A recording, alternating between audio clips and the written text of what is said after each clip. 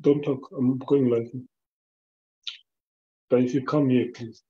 Come so that we can monitor you.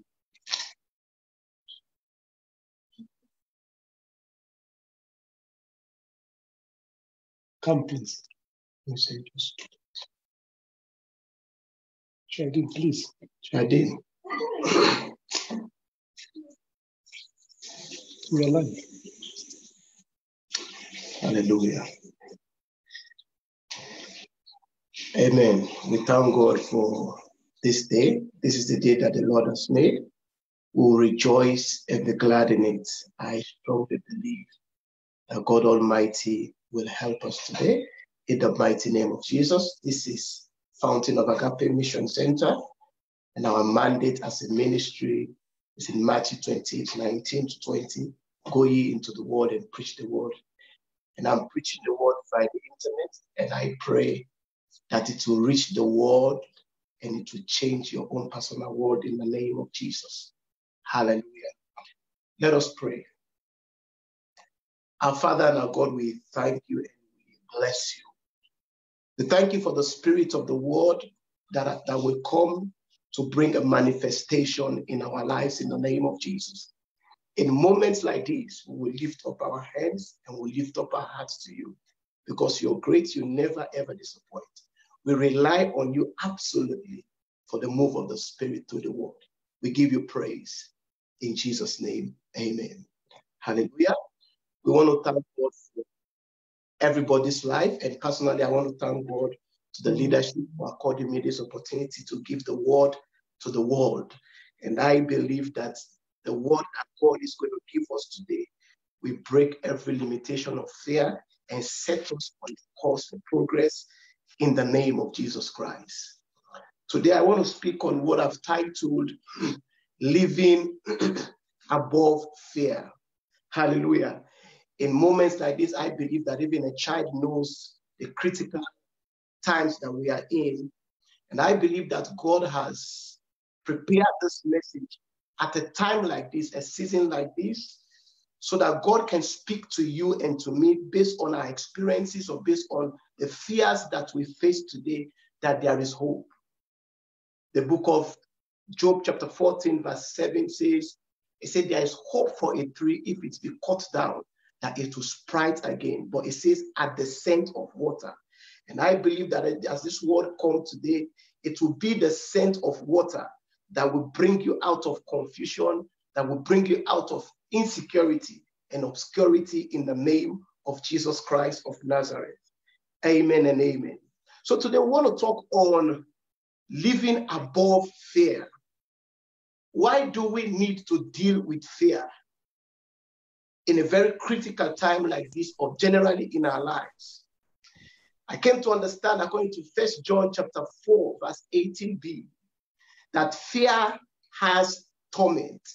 Hallelujah. And no one wants to live under the spell of torment. Life is misdirected. Life is confused when you live under torment. Hallelujah. What is torment? Torment is a physical or mental suffering based either on experience or situation. Hallelujah.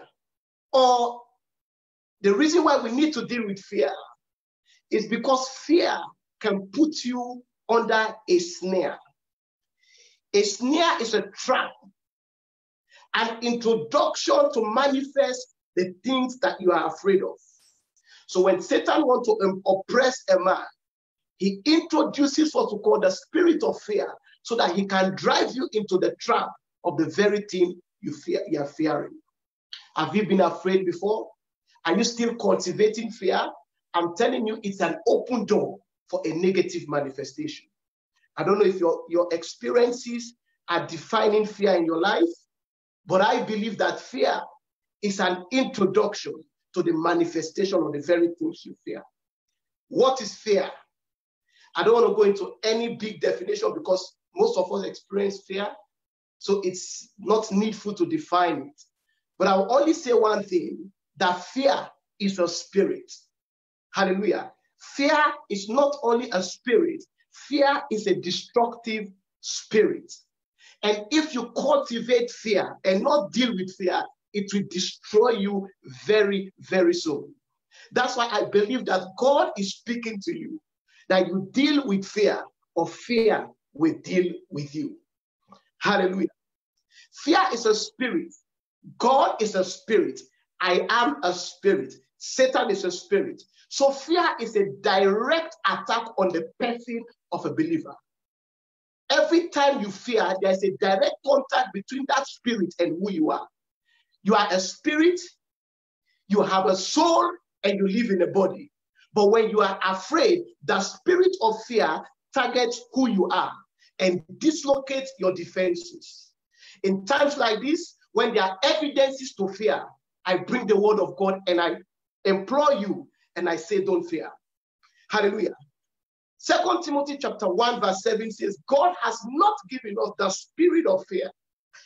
God has not given us the spirit of fear. Why do we need to deal with fear? Because every time something wants to manifest, it first starts as a spirit. When God wants to manifest a blessing, it starts as a spirit and manifests in the physical. In Ephesians chapter 1 verse 3, it says, God has blessed us with all spiritual blessings in heavenly places in Christ Jesus. So every physical blessing has a root in a spiritual blessing. In the same way, fear is, every time fear is introduced, it introduces the manifestation of the things that you are afraid of. So every time you see fear and you begin to afraid, whether it's fear of death, Satan is drawing you very well into the spirit of death. Hallelujah. I say, for every physical blessing that we see and have, it was born out of a spiritual blessing. This is why I want us to deal with fear. I will start by reading Psalm 27. Jesus is Lord. Psalm 27 verse 1. It reads, the Lord is my light and my salvation. Whom shall I fear? The Lord is my light and my salvation. Whom shall I fear? Why is light very important to deal with fear? The Bible said, the Lord is my light and the Lord is my salvation. Therefore, I will not fear. So we find out that light and salvation is the antidote to fear. Light and salvation is the answer to fear. The question is, why is light very important to deal with fear? We need to understand that fear comes from the acronym FEAR, false evidence appearing to be real. That situation you went through, Satan is always replaying it to be a false evidence that appear to be real. Fear is a false evidence. Hallelujah. So what the light does, the light of God exposes the lies of fear. If fear is a false evidence, then fear is a lie. So what the light does, and the light is the only one that has the ability to do so, is light exposes the fear of the enemy. It exposes the falsehood of fear. The light of God exposes the falsehood of fear. Now listen to this. You can never uncover a false evidence except by the evidence of truth. That's why I believe that the Christians today, by divine privilege, we have the ability to deal with fear. Because the psalmist said, the Lord is my light and my salvation, whom shall I fear? That means God has given us the answer to fear. So you can never uncover false evidence except by an evidence of truth. There's a scripture I love very well that I believe uncovers the fear, the falsehood of the fear of death. Hebrews chapter 2, verse 14 and 15. It said, for as much as the children are partakers of flesh and blood, he himself, Jesus, partook of the same, so that through death he might destroy him that has the power of death, and deliver them who all their lifetime were subject to death. Now, that is the truth. So if the enemy is telling you coronavirus will kill you, then that is a false evidence. But how do you is a false evidence unless there is an evidence of a definite truth. Hallelujah. So the Bible says, fear. Jesus has destroyed fear. For through fear, through the light of God, fear has been exposed. So if you don't have light, every false evidence will appear to be true. False evidence can only stand as truth when truth is absent. False evidence can only appear truth when the actual truth is absent. So whenever there is a lie or there is a fear, look for the truth that disciplines that fear. Hallelujah. Whenever there is a fear, whenever there is fear, there must be an answer to fear. The answer is light. The Lord is my light and my salvation. The falsehood of fear. Light is what we need. And may God give you light. There are many of us that have gone through negative experiences. And we are afraid that these experiences may reoccur. But I want you to find a word that assures you that there is hope for the future. In the midst of obscurity, there is security in the truth. Fear brings obscurity. Fear brings uncertainty. Fear brings confusion. Fear brings torment. But a light will expose the falsehood and the fakeness of fear. I love you so much, and I want to tell you this, that fear can limit you. Whether you've been disappointed before, it doesn't mean you'll be disappointed. There is a light to uncover the fear of a future disappointment.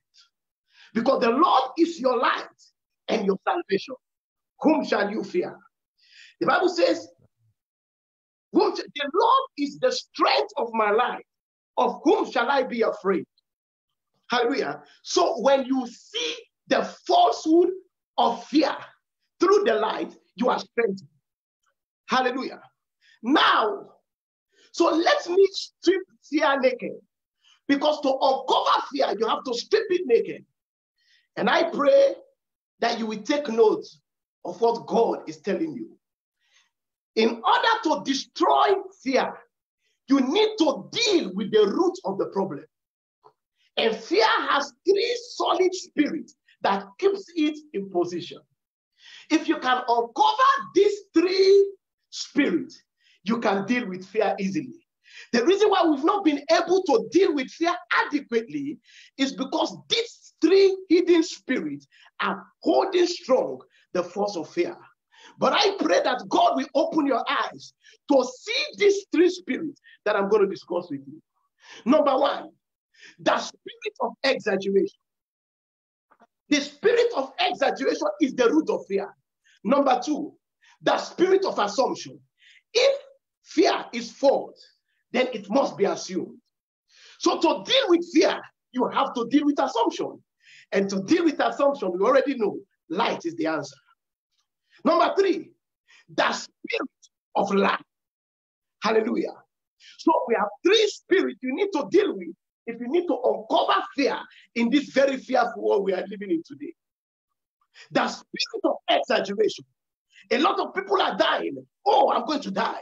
Spirit of exaggeration. Number two, the spirit of assumption. And assumption is only possible without adequate information. Hallelujah. And number three, the spirit of lie. Hallelujah. And I pray that God will destroy the spirit of exaggeration, the spirit of assumption, and the spirit of lie. And you know that the spirit of exaggeration and the spirit of assumption are all the spirit of lies. And we are told in the book of John chapter 8 that Satan is the father of lies. That's why God said that fear came from him. He lies to you. Fear is a false evidence appearing to be true. Your past experiences may be tormenting you, but look for the truth. That business has failed. It doesn't mean that yours will fail. Look for the truth. Hallelujah. That marriage may have failed, but yours will not fail. Look for the truth. Hallelujah. Look for the truth and sell it not. Hallelujah. We are going to quickly look at what fear did for the children of Israel in Numbers 13:28. Please hold your Bible to Numbers 13:28. You will be blessed. You will be blessed. Numbers 13:28. And I pray that the blessing of this revelation will not leave you empty, but will give you confidence in the midst of this obscurity and uncertainty. Hallelujah. So we are looking at Numbers chapter 13, verse 28 to 30. We know the story. Moses sent spies to go and spy the land that God has already given to the children of Israel. It was already given. It was theirs already. But they needed to break the force of fear to enter into their blessing. There are certain blessings that God wants to bless you with. Fear will always stand in your way. If you cannot deal with fear, you are not qualified for the blessings that God has for you. Hallelujah. Many people are behind their past experiences. Many people are looking at the news. But listen to me, we'll go into that later about what God says about listening to the news. Hallelujah. So the Bible says in verse 28, they went to spy the land, 12 of them, including Caleb and Joshua, and they came back with a report. And the Bible says, nevertheless, the people withdrawn that dwell in the land. That was their perspective. And the cities are walled and very great. And moreover, we saw the children of Anak there. 29. The children of the Amalekites dwell in the land of the south, and the Hittites and the Jebusites, and all the sites dwell in the mountain. And the Canaanites dwell by the sea and by the coast. Verse 30. And Caleb stilled the people, hallelujah, before Moses and said, let us go up at once. Hallelujah. It is for we are well able to overcome it. But the men went up with him and said, we are not able to go up against these people, for they are stronger than us. Why were these people acting like that? They had limited information about the God that gave them the land. But we have two people in the midst of obscurity and fear who saw what God had done. Hallelujah. That's why it is important for light, so you can see what God can do, so that you cannot be quaked by fear. They saw strong men, but Caleb and Joshua saw the God of deliverance. Chapter 14, verse 16, verse 6 to 9. Numbers chapter 14, verse 6 to 9. The Bible says, and Joshua, the son of Nun, and Caleb, the son of Jephunneh, which were of them that searched the land, rent their clothes after the wrong report. And they spake unto all the company of the children of Israel, saying, the land which we possess, we went to pass through to search it, is an exceedingly good land. The question is, what they saw, was it not real? Yes, it was real. But you see, if you don't have the truth, what you see becomes real. But when you have the truth, what you see, you measure against the truth becomes real than what you see. It's not everything you see that is real. Hallelujah. The word of God is real. So Caleb saw that the people were stronger, but they had adequate light to see what God has done. Now I want us to go to the same chapter 14, and to see the effect, the result of fear has a manifestation. I told us earlier, if Satan wants to kill you, he will introduce fear. Now look at what happened to the children of Israel. Those who gave wrong reports and those who gave positive reports, what happened? What was the manifestation of the spirit of fear? Hallelujah. So that is Numbers 14, 37. Let's read 37. And even those men that did bring up evil reports upon the land died by the plague before the Lord. They brought evil report. They were afraid. They died. But look at what happened. But Joshua, the son of Nun, and Caleb, the son of Jephunneh, which were of the men that went to search the land, lived. So those who brought evil reports, those who were afraid to die, they perished. But those who knew their God, they stayed strong and they lived. Hallelujah. This is just an evidence to show that what you fear can come upon you. The spies, 10 of them, had evil reports. And they died because they were afraid. But oh, there is a Joshua and there is a Caleb. Some who know their God, those to whom God is their light and salvation, the Bible said they live. I prophesy to you, you will live. Hallelujah. So now, let me unveil by the Holy Spirit Satan's strategy of fear. It's in 4 process, and I want you to listen. If you've missed anything, don't miss what God is going to tell you now. Hallelujah. So let me unveil by the Holy Spirit Satan's strategy of fear. Number 1, fear comes through information. It may be information to what is happening around us. The coronavirus is an information. The fact that your marriage did not work is an information.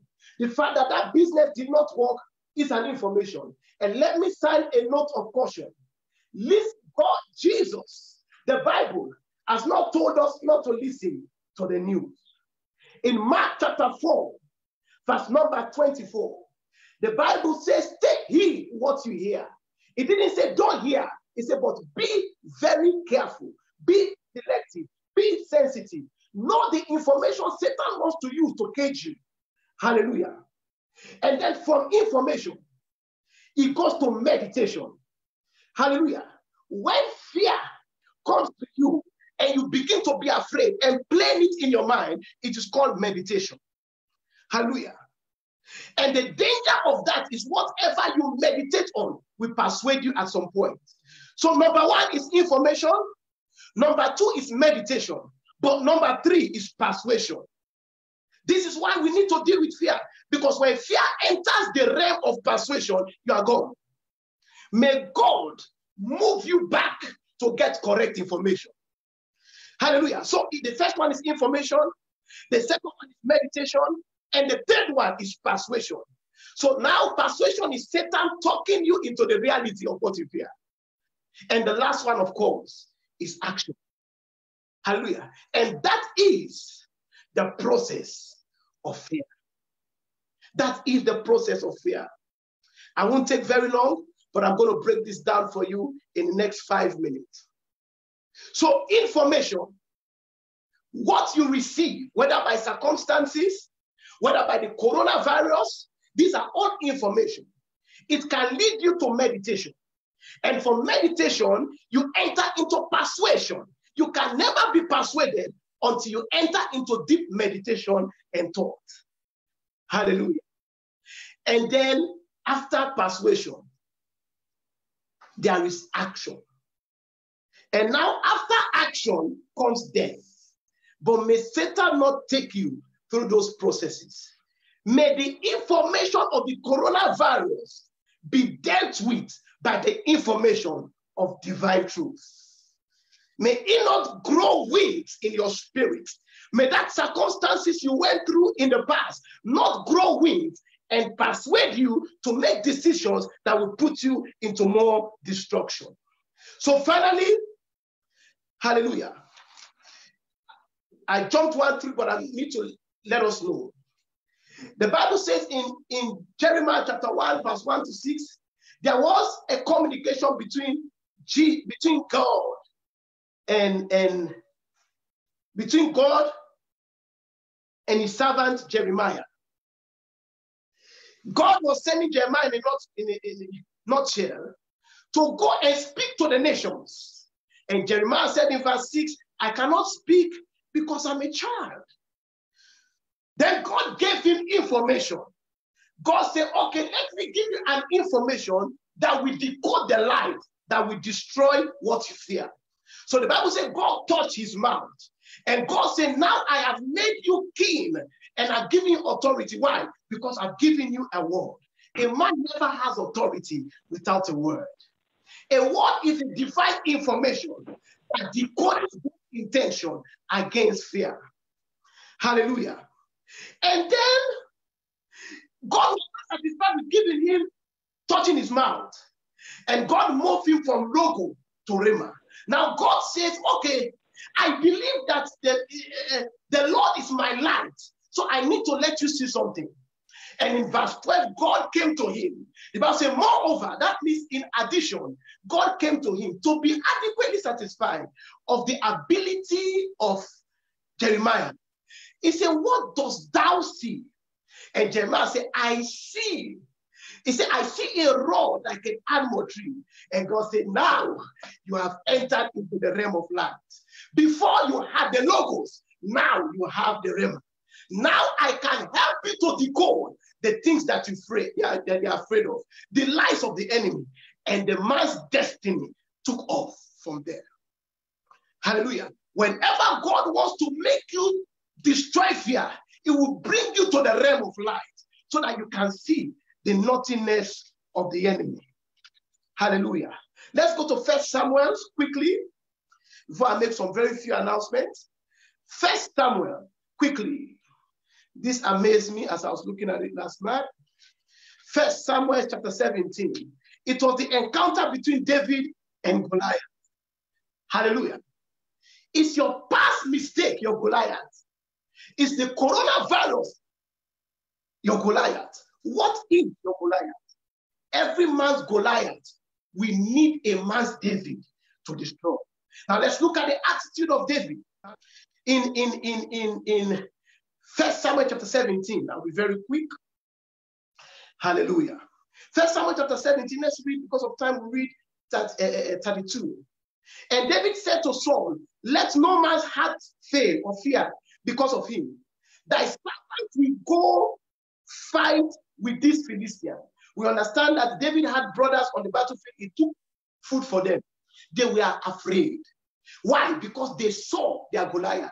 They had inadequate light to see the bigness of their God. They were physical enough to see the physical giant. They didn't see the God that is bigger than their giant. There is a God that is bigger than your giant, in Jesus' name.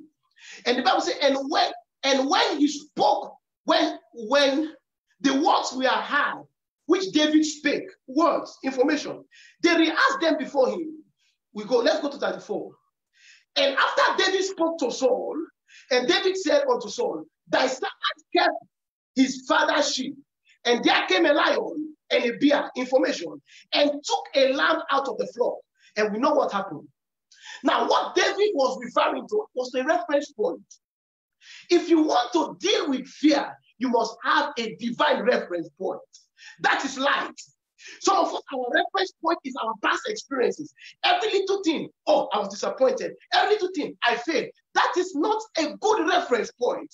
David said, I'm going to deal with Goliath, but I need a reference point. And he told Saul, he said, I was minding the bear, and this lion came and wanted to molest them. He said, but the Lord empowered me. And look at what he said. And this uncircumcised Philistine will be like one of these ones. Hallelujah. Now let us look at what happened. In verse 20, in verse 43, and the Philistine said unto David, am I a dog that thou comest to me with staves? And the Philistine cursed David by his God. Hallelujah. That was enough to make David afraid. And the Philistine said to David, come to me, and I will give thy flesh unto the fowl of the air, and to the beasts of the sea. Hallelujah. But look at David. Then said David, a counter information. Satan brought an information of fear, and then David, who understood the light, David, who knew the Psalms and read the Psalm and wrote the Psalm, who said, God is my light, spoke back to the enemy. When information comes to you that is not in line with what God has told you, what do? David then said, to the Philistine, thou come with me to me with sword and with spear and with shield, but I come to thee in the name of the Lord.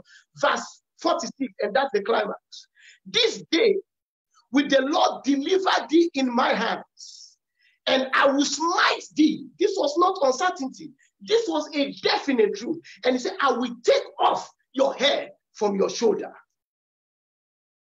So what did he recognize that was different from his brothers? He recognized that there was a God that is bigger than the Goliath. So as the brothers were afraid, because they couldn't see their God, David said, I know a God that deals with a lion. That same God is alive. And he told Goliath exactly what he was going to do with him. And then at the end of it all, the Bible says, and it came to pass when the Philistines 48 arose and came and drew near unto David, that David hastened to run towards the army to meet the Philistine. He was not retreating, he was running. Why? He was too sure of the information he has. He wasn't looking at the size of Goliath, he was looking at the size of his God. Are you looking at the size of your God, or you are looking at the size of coronavirus? Coronavirus was destroyed 2,000 years ago by the light of Jehovah. Are you looking at the past? Jehovah Jireh has crossed that past. It will not recur. Hallelujah. Look at verse 51, and that's the last one. Therefore David ran and stood upon the Philistine and took his sword and drew it out of the shield thereof and slew him and cut off the head thereof. He told him before that I will cut your head off. He released that spirit of faith, and the spirit of faith will always produce the power of reality. Every time you are faced with fear, look for the word. Look for God's word that can terminate fear. I will tell you one thing, and I finish in a minute. The Lord is my light and my salvation. Whom shall I fear? It goes beyond your knowledge of what you read. The Bible said the letter kills, but the spirit gives life. It is my prayer today for you. Maybe you have issues with your academics. You are afraid whether you progress. Maybe you have issue with your relationship. You are afraid that maybe it may reoccur. You have a problem with finance. We are in times of obscurity. There is no money anywhere. Some people have been laid off, and you are afraid. I'm telling you, there is light from above. There is answer to every problem. Man is not the problem to this issue. We have looked to men for long. Let's look to God, because God is our light and our salvation. I want you to be confident that what you believe God for will happen. And I want to leave this with you. You will not die in this season of life. Many call it season of death, but you will not die, because that is the light of God. And I want you to know that God loves you so much, and he will not allow this plague to rest on you in Jesus' name. In Jesus' name, hallelujah. I just want to make a quick announcement on the programs we have.